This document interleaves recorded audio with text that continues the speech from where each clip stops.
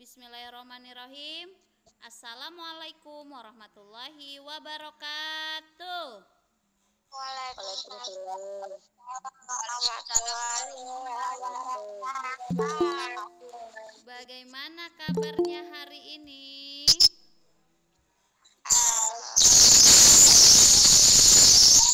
Luar biasa. Allahu Akbar. Alhamdulillah. Oke, dimatikan aja mikrofonnya semua. Dimatikan aja semua mikrofonnya. Kayaknya ada yang storing nih. Coba Ustazah lihat semua sudah mati mikrofonnya. Ustazah cek. Guys, masih hidup. Oke, semua udah ya. Oke. Ustazah, suara Ustazah kecil. Masih kecil kah? Suara Ustazah kecil? Iya. Iya. Coba ya.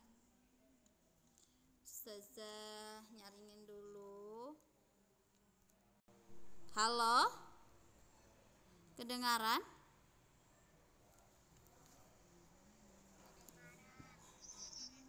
Kedengaran. Ini masih kedengaran? Dengar. Sudah dengar ya?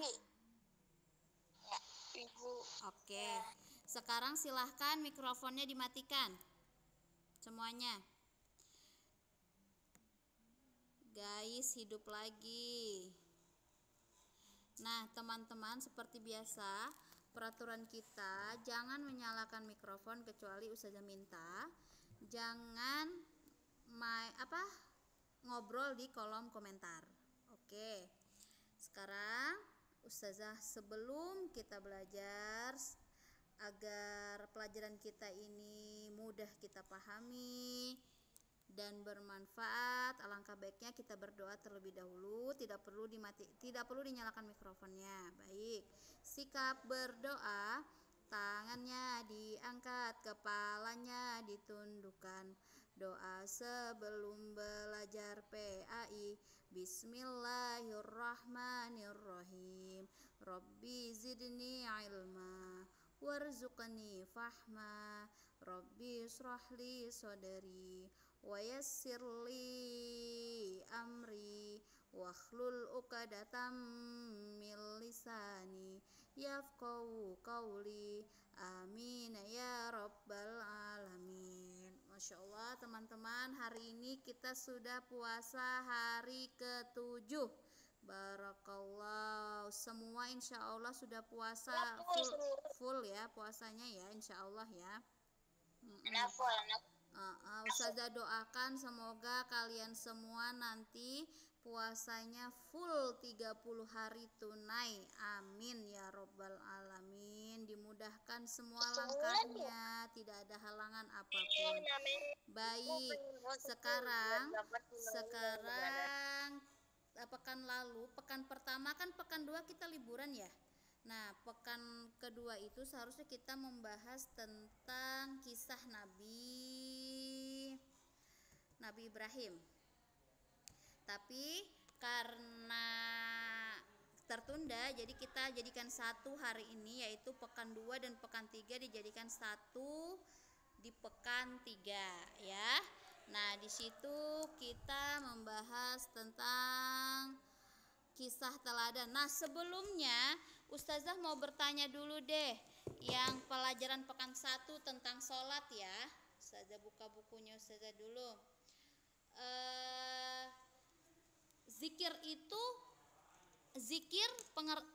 Pengertian dari zikir adalah, ada yang ingat? Sebelum kita masuk pelajaran yang sekarang, saya mau bertanya pelajaran pekan 1. Zikir adalah mengingat Allah Subhanahu wa ta'ala. Coba Hafiz, zikir adalah Mengingat Allah Subhanahu wa ta'ala. Masya Allah. Silakan dimatikan mikrofonnya Hafiz. Iya. Arti zikir dan doa setelah sholat. Wahai ya ayyuhalladzina amanu zkurullaha dzikran katsiran. Artinya, lupa tadi Ustazah ta'awudz ya. A'udzubillahi minasyaitonirrajim. Bismillahirrahmanirrahim. Ya ayyuhalladzina amanu dzkurullaha dzikran katsiran. Artinya, wahai orang-orang yang beriman, ingatlah kepada Allah Subhanahu wa taala dan mengingat namanya sebanyak-banyaknya. Jadi kita diperintahkan untuk berzikir sebanyak-banyaknya. Nah, sekarang manfaat berzikir itu apa aja? Yang pertama, menenangkan hati dan melembutkan hati, tidak mudah marah dan emosi, selalu mengerjakan pekerjaan dengan baik dan ikhlas, mempertebal keimanan kepada Allah Subhanahu wa taala. Berzikir juga dapat memperbanyak pahala. Nah, tata cara berzikir yang baik apa? Ini pelajaran pekan 1, sekalian Ustazah bahas. Tata cara berzikir yang baik itu yang pertama, berzikir dengan hati yang ikhlas, dengan niat yang ikhlas. Yang kedua, berzikir dengan suara yang lembut. Yang ketiga, senantiasa berzikir di mana saja dan kapan saja kecuali kamar mandi. Sekarang Jessica, berdoa itu artinya apa sih? Berdoa mohon Iya, siap. Silahkan dimatikan mikrofonnya. Iya, berdoa artinya memohon sesuatu kepada Allah Subhanahu wa taala. Allah memerintahkan kita untuk berdoa dan doa kita pastikan dikabulkan oleh Allah Subhanahu wa taala. Jangan bosan berdoa ya. Insya Allah kalau belum hari ini dikabulkan, insya Allah kapan-kapan akan dikabulkan. Yang penting jangan henti-henti untuk berdoa. Jangan bosan untuk berdoa. Karena Allah itu sangat senang melihat hambanya berdoa. Selanjutnya, beberapa adab berdoa antara lain mengangkat tangan dan menundukkan kepala. Itu adab berdoa. Terus merendahkan diri di hadapan Allah. Jadi kita merendahkan diri, meminta bersungguh-sungguh kepada Allah Subhanahu wa taala. Terus berdoa dengan sungguh-sungguh dengan suara yang lembut. Ya Allah, ya Ilahi, kabulkanlah doaku. Nah, seperti itu. Yang keempat, mengawali dan mengakhiri doa dengan memuji Allah dan bersalawat kepada Nabi Muhammad sallallahu alaihi wasallam. Nah, teman-teman, anak-anak ustazah yang solih-solihah, di situ kan ada doa, bacaan zikir setelah sholat. Itu dipakai loh ya setelah sholat. Ya, dipakai ya. Belajar dimulai dari sekarang. Soalnya nanti pas kelas 4 kalian sudah zikir pakai itu setelah sholat. Terus nanti misalnya pas ulangan kenaikan kelas ada apa namanya?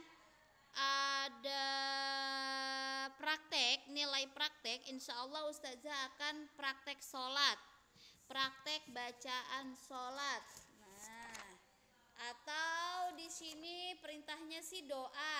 Oh iya, bukan praktek sholat sayang. Zikir, bacaan zikir dan doa setelah sholat. Itu insya Allah prakteknya. Kalian hafalkan aja di rumah ya sambil dipakai. Apa? lengkap kan? Iya, lengkap sesuai di buku. Ya. Insya Allah kalau ada praktek, jadi kalian cicil dari sekarang zikirnya gimana. Astaghfirullahaladzim, astaghfirullahaladzim, astaghfirullahaladzim. Terus doanya di belakang juga Bismillahirrahmanirrahim. Nah, itu panjang kan? Insya Allah kalau kalian cicil itu akan mudah. Jadi dari sekarang, karena informasinya belum diterbitkan sama kurikulum, insya Allah kalau ada praktek kalian sudah siap ya. Kalau sudah ada prakteknya kalian siap. Nah, sekarang selanjutnya kita membahas tentang kisah teladan Nabi Ibrahim alaihissalam. Nabi Ibrahim berasal dari Babilonia. Kalau ditanya Nabi Ibrahim lahir di mana? Nabi Ibrahim alaihissalam lahir di Babilonia. Salah satu pusat peradaban masa itu selain Mesopotamia yang kemudian dikenal sebagai wilayah Mosul. Kawasan itu terletak di antara sungai Efrat dan Tigris atau Dajlah yang kini menjadi bagian negara negara Irak. Penguasa pada masa Ibrahim, pada masa Nabi Ibrahim, penguasanya adalah raja yang besar. Siapa namanya? Nama raja tersebut adalah Raja Namrud bin Kushi. Ayah Ibrahim adalah namanya Azar. Ayah Ibrahim namanya Azar, adalah pematung istana. Jadi kerjaannya ayahnya Nabi Ibrahim itu adalah pembuat patung istana. Ya, teman-teman, itu ayahnya Ibrahim. Kerjaannya yaitu pembuat patung istana. Dialah yang membuat arca yang disembah raja dan seluruh rakyat. Jadi yang membuat patung berhala, yang mengarca itu adalah ayah Ibrahim, teman-teman, yang bernama Azar. Nabi Ibrahim adalah seorang yang kritis. Nabi Ibrahim adalah seorang yang sangat kritis, teman-teman. Pada masalah ketuhanan. Jadi Nabi Ibrahim itu sangat kritis pada masalah ketuhanan. Ia menggugat ayahnya yang menyembah patung buatannya sendiri. Jadi Nabi Ibrahim itu protes kepada ayahnya, menggugat atau protes kepada ayahnya yang menyembah patung buatannya sendiri. Di masa remaja, Ibrahim itu menghancurkan patung-patung istana loh, teman-teman. Masya Allah ya, saking Allah memberikan kekuatan dan kepercayaan kepada Nabi Ibrahim. Padahal Nabi Ibrahim itu bukan anak yang menyembah Allah, ayahnya bukan orang yang menyembah Allah, malah ayahnya seorang yang menyembah berhala. Namun ketika Allah berkehendak Nabi Ibrahim diberi mukjizat atau diberi kekuatan, maka Nabi Ibrahim mempunyai keinginan yaitu menghancurkan patung-patung di istana. Lalu mengalungkan kapak penghancurnya di leher arca terbesar. Jadi setelah Nabi Ibrahim itu, belum jadi nabi ya. Setelah Ibrahim itu merusak semua patung yang ada di istana, baru kapak yang digunakan untuk menghancurkan patung itu digantung di kalung arca atau patung yang terbesar. Ketika di sidang, Ibrahim berkilah atau menolak atau tidak mengakui bahwa yang menghancurkan arca itu patung ya, teman-teman. Menghancurkan arca itu adalah arca terbesar. Jadi dia bilang begini, Nabi Ibrahim bilang begini. Kan di sidang tuh, apakah kamu yang menghancurkan gitu kan? Apakah kamu yang menghancurkan gitu kan? Tapi Nabi Ibrahim mengelak. Dia bilang bahwasanya yang menghancurkan itu patung yang besar yang memegang mengalungkan kapak gitu. Jadi tentu semua menjelaskan bahwa patung itu tak dapat berbuat apa-apa. Jadi semua yang ada di ruangan sidang itu berkata patung itu tidak bisa berbuat apa-apa. Jadi tidak mungkin patung itu menghancurkan patung yang ada di sekitarnya. Lalu karena Ibrahim itu seorang yang cerdik dan cerdas, jawaban itu dibalik oleh Ibrahim dengan bertanya, mengapa patung yang tidak dapat berbuat apa-apa kalian sembah? Masa patung yang tidak bisa berbuat apa-apa kalian sembah gitu kan? Dibalikan gitu. Sekarang kita pikirkan aja secara logika. Patung yang tidak bisa berbuat apa-apa masa disembah ya? Ya Allah. Tapi namanya orang yang sudah sesat, dia akan bersikukuh ya. Lalu riwayat yang ada menyebut Ibrahim dihukum bakar. Tuh teman-teman, sekarang sebelum sudah lanjut, siapakah yang menghancurkan patung-patung di istana? Siapa yang menghancurkan patung? Loh, kok tidak ada koneksi internet? Astagfirullahaladzim, keluar aku. Internet tuh soalnya berdata kan? Berdata lagi ama. Ada waktunya yang mati itu nah Bu.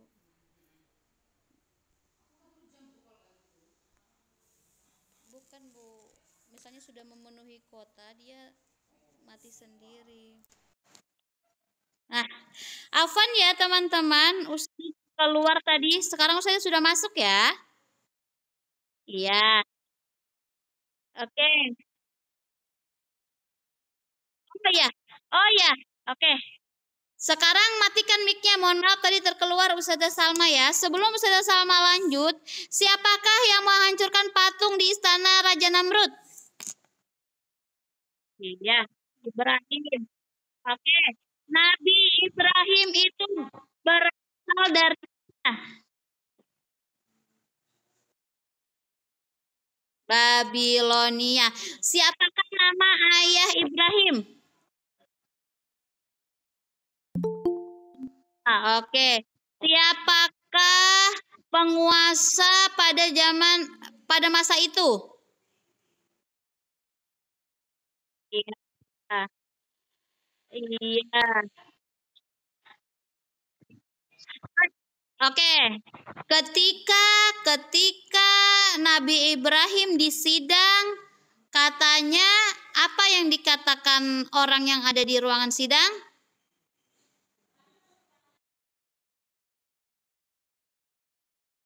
Ah, ah. Terus apa?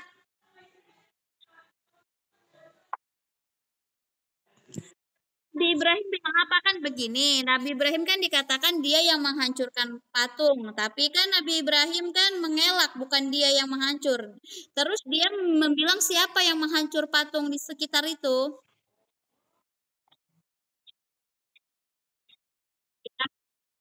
Patung paling besar. Terus jawaban itu dibalik oleh Nabi Ibrahim dengan bertanya kepada yang ada di ruangan sidang. Kenapa patungnya tidak dapat berbuat apa-apa itu di Oke, sekarang matikan lagi mikrofonnya. Sudah lanjutkan pengertian penjelasan. Jadi mereka tidak terima bahwasanya mereka ingin Nabi Ibrahim itu dibakar, dihukum, dibakar dengan hidup-hidup. Selama ini semua kalangan meyakini bahwa mukjizat Allah telah menyelamatkan Ibrahim dari kobaran api itu. Ibrahim lalu hijrah ke Palestina. Jadi teman-teman, Nabi Ibrahim itu dibakar di dalam api, namun Nabi Ibrahim itu di dalam api tidak terbakar ya.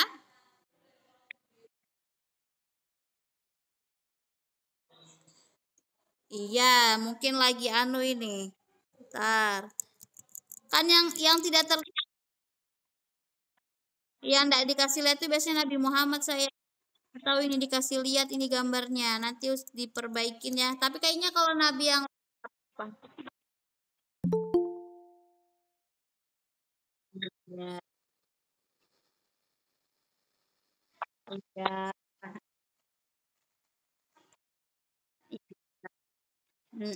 Oke, nanti kita cari dalilnya ya sayang ya. Di situ kan bahwasanya Nabi Ibrahim itu selamat dari kobaran api. Jadi walaupun beliau itu dibakar di dalam api, diadilin dimasukkan dalam api, namun Allah berkehendak api itu dingin seperti air. Jadi orang-orang yang ada di sekitar itu terkaget-kaget dan meyakini bahwa Nabi Ibrahim itu mendapat mukjizat dari Allah, telah diselamatkan dari kobaran api. Nah, setelah itu Nabi Ibrahim hijrah ke Palestina. Setelah diadili seperti itu, Nabi Ibrahim hijrah ke Palestina. Perjalanannya dipenuhi dengan proses pencarian Tuhan. Jadi Nabi Ibrahim tuh dia belum jadi nabi ya, masih mencari siapa Tuhan, siapa Tuhanku, seperti itu. Yang dilukiskan dengan sangat indah oleh Quran. Ia sempat bertanya pada dirinya sendiri, apakah kerlap-kerlip bintang itu di langit adalah Tuhan? Itu dia bertanya, dia mencari jati dirinya sendiri. Hal yang dibacanya sendiri begitu malam berlalu dan bintang itu tenggelam, berarti itu bukan Tuhan. Jadi Dan dia kan malam itu ngeliat bintang, apakah bintang itu Tuhan? Tapi pas pagi bintang itu hilang, berarti itu bukan Tuhan. Lalu hal serupa dipertanyakannya ketika bulan muncul. Nah, ketika bulan muncul juga ketika matahari merekah, semua itu mengantarkan Ibrahim pada sebuah kesimpulan Tuhan adalah yang menciptakan semua itu. Nah, itu juga kehendak Allah ya teman-teman. Semua itu kehendak Allah. Jadi ketika Nabi Ibrahim mencari jati dirinya, bertanya kepada dirinya, bertabayun kepada dirinya, dan akhirnya beliau mendapatkan jawaban adalah Tuhan adalah yang menciptakan semua yang ada di langit, yang ada di bumi. Dalam iya, ada yang bertanya?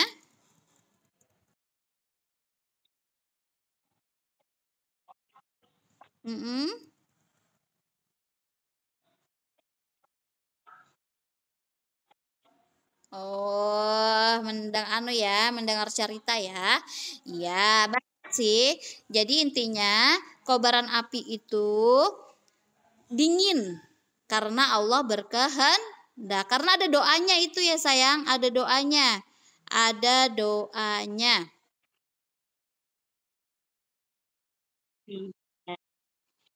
Ya, betul sekali. Lanjut ya, silakan dimatikan mikrofonnya.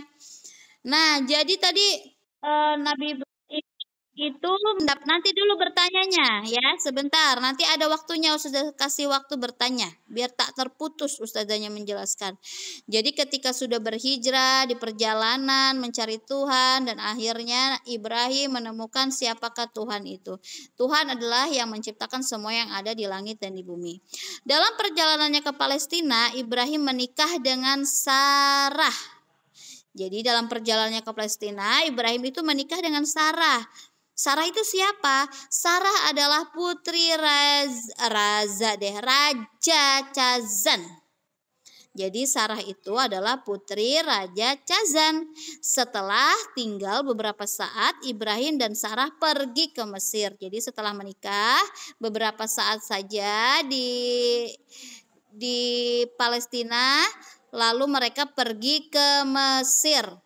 Oleh Raja Mesir, mereka dihadiahi pelayan yang bernama Hajar, yang kemudian diajak ke Palestina.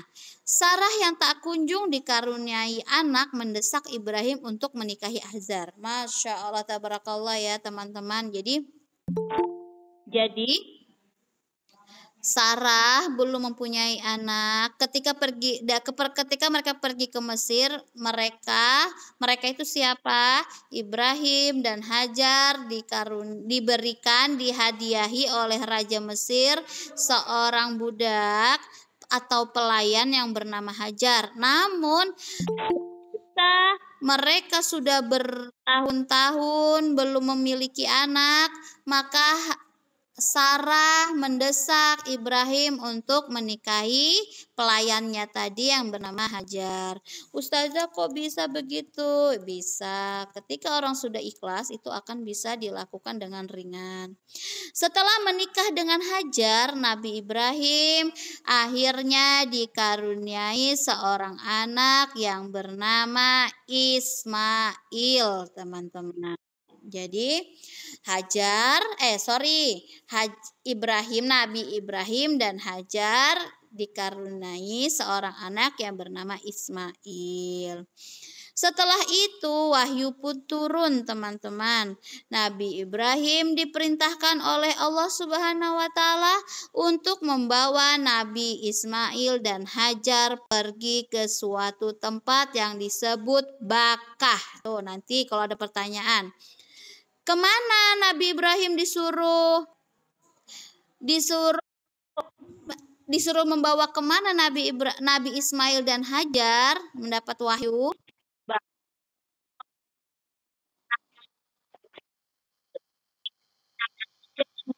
Kawasan yang gersang yang kini menjadi kota Mekah. Masya Allah, tabarakallah.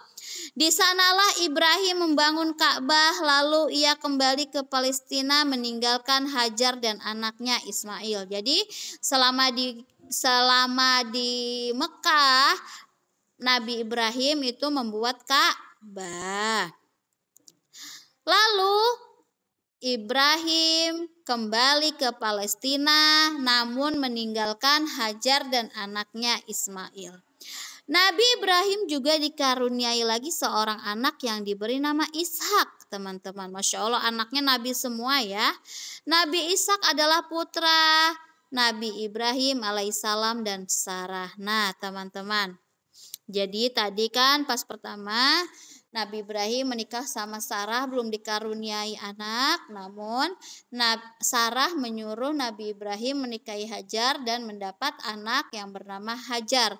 Setelah itu dengan keikhlasan yang diterima oleh Sarah dan Sarah akhirnya mengandung dan di dalam kandungannya adalah seorang laki-laki yang bernama Nabi juga. Masya Allah, barakallah. Nabi siapa? Anaknya Nabi Ibrahim dan Siti Sarah, yaitu Nabi Ishak. Ishak adalah putra Nabi Ibrahim dengan Sarah, istri pertamanya. Nabi Ibrahim meninggal. Nah, sekarang lagi penjelasannya di bawah. Nabi Ibrahim itu meninggal di Palestina dan dimakamkan di Hebron atau Sinai. Di Sinai ya.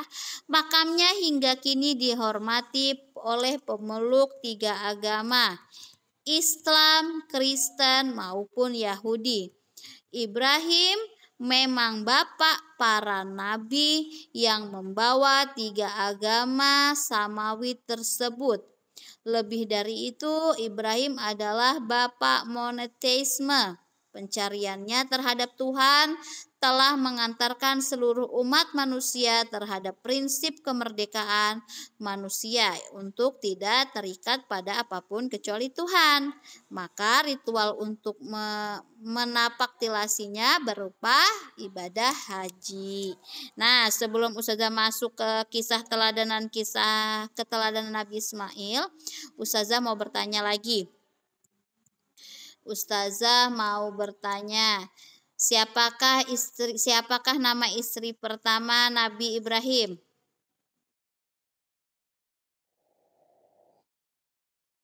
Kedua,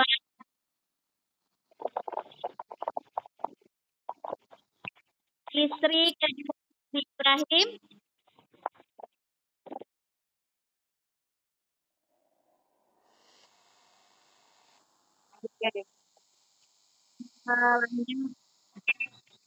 Setelah Nabi Ibrahim dihakimi dan dibakar di api, lalu Nabi Ibrahim kemana?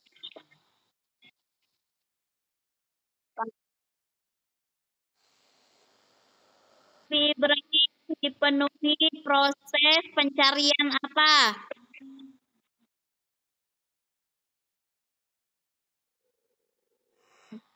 Nabi setelah melalui proses, lalu Nabi Ibrahim menyimpulkan bahwa Tuhan adalah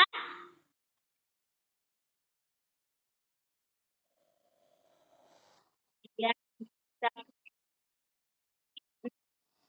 iya, betul. Dalam perjalanannya ke Palestina, Nabi Ibrahim menikah dengan siapa tadi?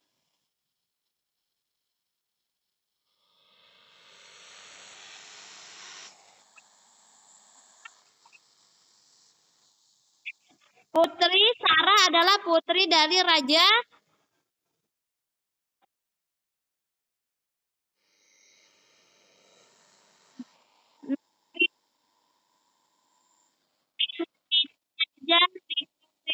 dikaruniai anak yang bernama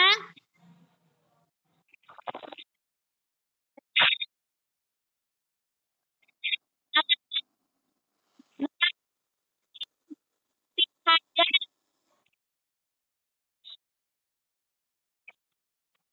Oke, sekarang semua dimatikan mikrofonnya. Silahkan, Fis, belum mikrofonnya Fis.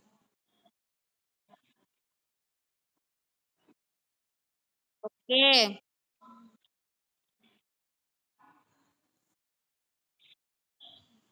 Nah, teman-teman, tadi kalian ada yang keliru ya. Anak Nabi Ibrahim dan Siti Hajar adalah Ismail. Kalau Nabi Ibrahim, putra Nabi Ibrahim dan Siti Sarah adalah Nabi Ishak. Oke, selanjutnya kisah Nabi Ismail. Nih, kisah keteladanan Nabi Ismail. Nabi Ismail alaihissalam lahir. Ini mikrofonnya siapa nyala nih? Udah mati.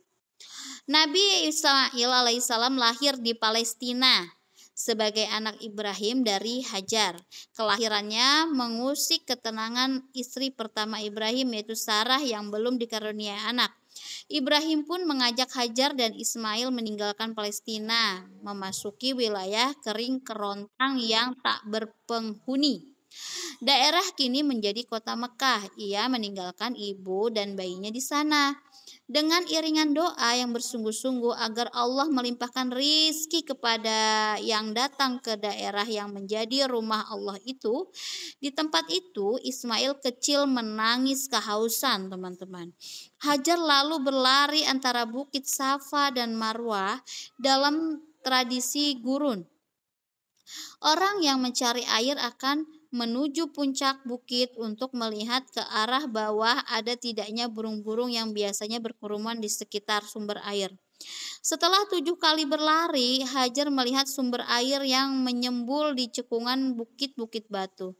Sumber air yang kemudian dikenal sebagai sumur Zam-Zam. Keberadaan sumber air membuat para musyafir singgah dan sebagian malah menetap di sana. Ketika Ismail telah tumbuh menjadi remaja kecil yang lincah, sang ayah datang lagi. Dalam kunjungannya kali ini, Ibrahim mendapat perintah Allah melalui mimpi agar ia mengorbankan anaknya dengan menyembelih. Begitu diberitahu mimpi dengan menyembelih. Aduh, ribet saja ya. Lalu begitu diberitahu mimpi tersebut, Ismail malah mendorong sang ayah untuk tidak ragu melaksanakan perintah Allah. Masya Allah ya, anaknya juga luar biasa, namanya juga keturunan Nabi ya. Masya Allah tawaduknya, pokoknya apa perintah Allah itu mereka harus jalan. Pokoknya seperti itu. Namun Siti Hajar itu kan bersedih ya karena anak satu-satunya masa disembelih, tapi itu semua mimpi. Mimpi itu adalah petunjuk yang harus dilakukan. Setelah itu ayah anak itu Ibrahim dan Nabi Ibrahim dan Nabi Ismail berjalan beriring menuju tempat yang kemudian disebut Mina, kini tempat persinggahan jamaah haji sebelum dan sesudah ke Arafah. Menurut riwayat, dalam perjalanan itu mereka dicegat iblis yang menyamar sebagai manusia. Mereka membujuk Ibrahim untuk tidak mengorbankan Ismail. Tuh, iblis itu bisa menyerupai manusia loh, teman-teman. Mereka mengganggu mereka berdua untuk tidak mengorbankan Ismail. 3 kali mereka dibujuk, 3 kali itu pula Ibrahim menepisnya dengan melempar batu. Jadi, Nabi Ibrahim itu melempar batu iblis tersebut. Tempat tersebut yang kini dipakai untuk melempar batu dalam ritual haji yang menyimbolkan pengusiran iblis dari diri manusia, yakni Jumrah Ula, Wusto dan Aqobah. Jadi Jumratul Ula, Jumratul Wusto dan Jumratul Aqobah. Insya Allah itu nanti kita akan laksanakan ketika kita naik haji. Semoga kita semua di sini yang ada di virtual meeting kita dimudahkan untuk naik haji. Amin ya robbal alamin. Lalu teman-teman, penyembelihan Ismail itu tidak terlaksana loh. Kenapa? Ketika Nabi Ibrahim sudah ikhlas mau menyembelih Nabi Ismail, Allah mengutus malaikat untuk menggantikan Ismail seekor kambing.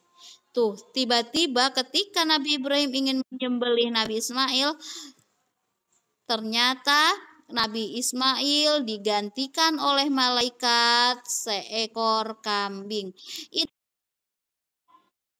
Itu menjadi pangkal ritual ibadah kurban setiap Idul Adha. Ismail pun membantu Ibrahim. Mana? Ismail pun membantu Ibrahim mendirikan bangunan Ka'bah yang kini menjadi pusat ibadah seluruh umat Islam. Ia menikah dengan gadis dari suku Jurhum. Ia menikah lagi. Setelah bercerai dengan istri pertamanya itu, salah seorang keturunan adalah Muhammad, Rasul besar dan terakhir penyampai ajaran sempurna bagi umat manusia dewasa ini.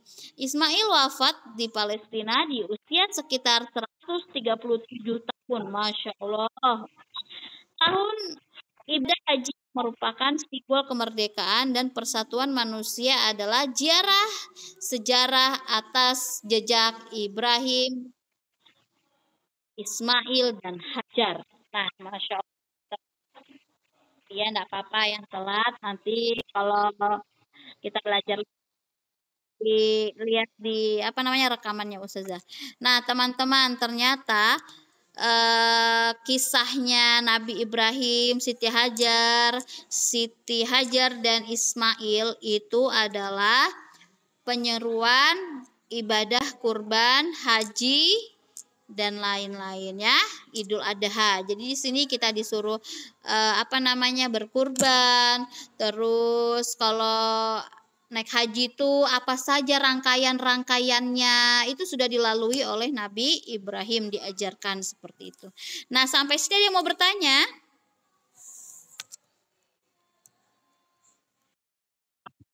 Enggak, sudah paham ya. Nah, teman-teman, halaman 67 ini dikerjakan ya, nanti dikirim ke Ustaz.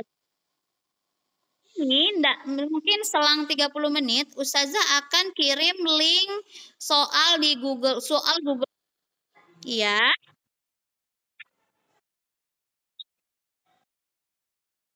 Dulu, Ustazah lihat dulu. Halaman, iya lanjutannya sampai selesai kan 12 nomor kan. Jadi 67 sampai 68. Pokoknya sampai 12 soal itu dikerjakan. Ya. Nah, ini sekitar ini Ustazah akan taruh link soal Google Form. Nanti Ustazah taruh di site-nya Ustazah. Silahkan dicari.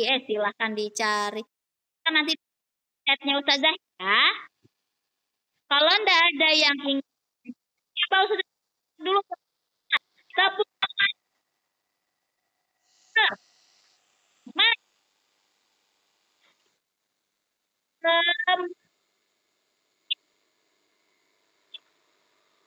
Ada yang mau bertanya lagi? Insya Allah paham ya. Nah, sebelum kita yang kita ajarkan bermanfaat, bisa mengerti, bisa diingat. Mudah-mudahan kita bisa di ini Ustazah share di di link setnya Ustazah nanti ada di YouTube ya. Ini Ustazah share nanti. Oke, kita berdoa tangannya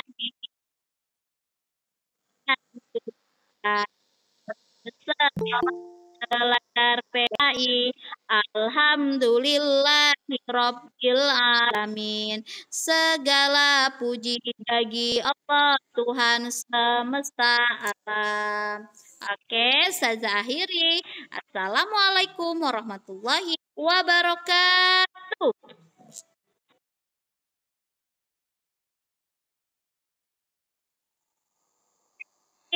Semangat.